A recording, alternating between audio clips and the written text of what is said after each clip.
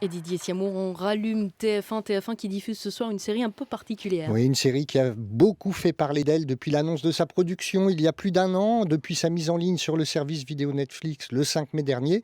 D'abord parce qu'il s'agit de la première production française de l'opérateur américain, ensuite par son casting avec Gérard Depardieu et Benoît Magimel.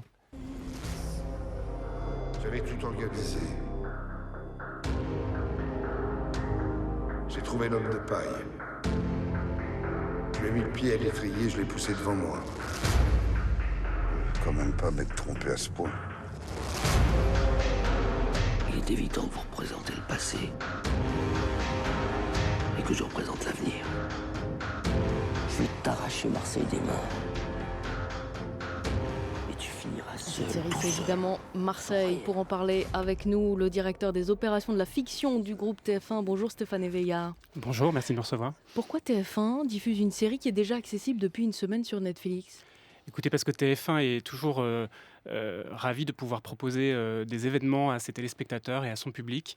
Nous avons eu l'opportunité, via le producteur de cette série, Fédération Entertainment, Pascal Breton, de pouvoir proposer à nos téléspectateurs les 2 premiers épisodes en exclusivité, en clair, de cette série qui nous a paru être un événement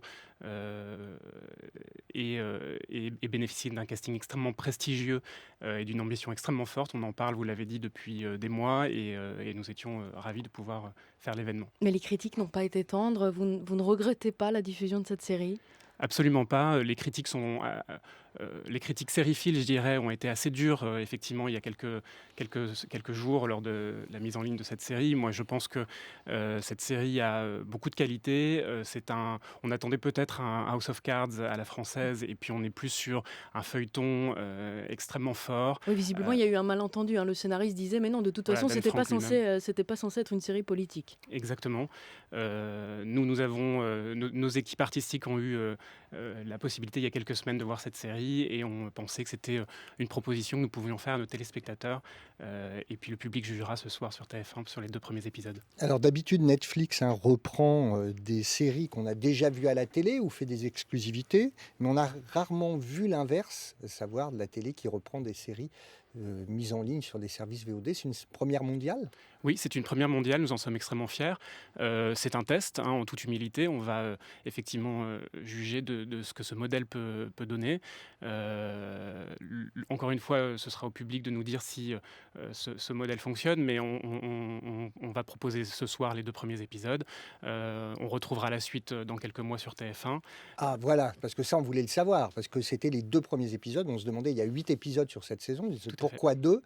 C'est presque faire de la pub pour Netflix et puis un peu un échantillonnage et puis on ne sait pas ce qui se passe derrière. Alors ça, c'est un peu effectivement la vision du passé. Nous, on pense que des opérateurs tels Netflix qui ont la volonté d'investir dans des contenus français comme nous l'avons et comme nous avons cette toujours ambition de programmes extrêmement forts, peuvent partager avec nous ces projets et on est effectivement sur un modèle d'exploitation et de diffusion qui est nouveau et on est aujourd'hui dans le souhait sur TF1 de tester beaucoup de nouveaux fonctionnements afin de proposer la meilleure offre. Alors, concrètement, vous avez quoi comme objectif en termes d'audience pour ce soir ?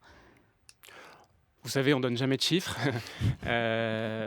On propose un événement, on a évidemment une ambition qui est élevée et puis et on espère surtout que le public appréciera cette offre. Alors si le public est là, vous l'avez dit, la suite dans quelques mois, est-ce qu'on va avoir 2 épisodes ? On va rester tout d'un coup accroché au suspense si ça marche. Et c'est quand la suite ? Alors la suite, ce sera, je vous l'ai dit, dans quelques mois. On n'a pas l'habitude d'annoncer nos diffusions aussi longtemps à l'avance, donc on vous le dira en temps voulu. Alors TF1 s'est lancé dans la production de fiction française assez innovante ces derniers temps, avec notamment Harlan Coben comme auteur ou Alexandra Lamy comme personnage central. On pense à la série Une chance de trop, avec des bons résultats d'audience. Alors est-ce qu'il faut faire l'événement aujourd'hui pour qu'une fiction intéresse le public ? Oui, il faut faire l'événement, il faut proposer, il faut travailler sur des textes qui est une vraie qualité. Il faut travailler avec des castings qui est une vraie sur laquelle on a des grosses ambitions. Il faut travailler avec des réalisateurs, des auteurs. C'est le travail que mène l'équipe de Marie Guillaumont et de Fabrice Bailly depuis un certain temps et sur lequel dont on voit aujourd'hui les résultats et on en est extrêmement fiers. On a aussi régulièrement, on retrouve régulièrement des héros de TF1 qui font l'événement à leur manière depuis des années. Je pense à la série Alice Nevers que nous proposerons jeudi prochain.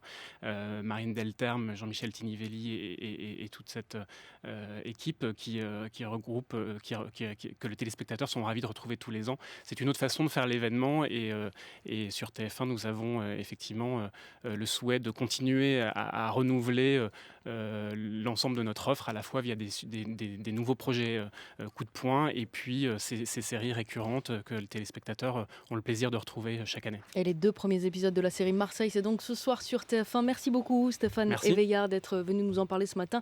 Et à demain Didier Siamour.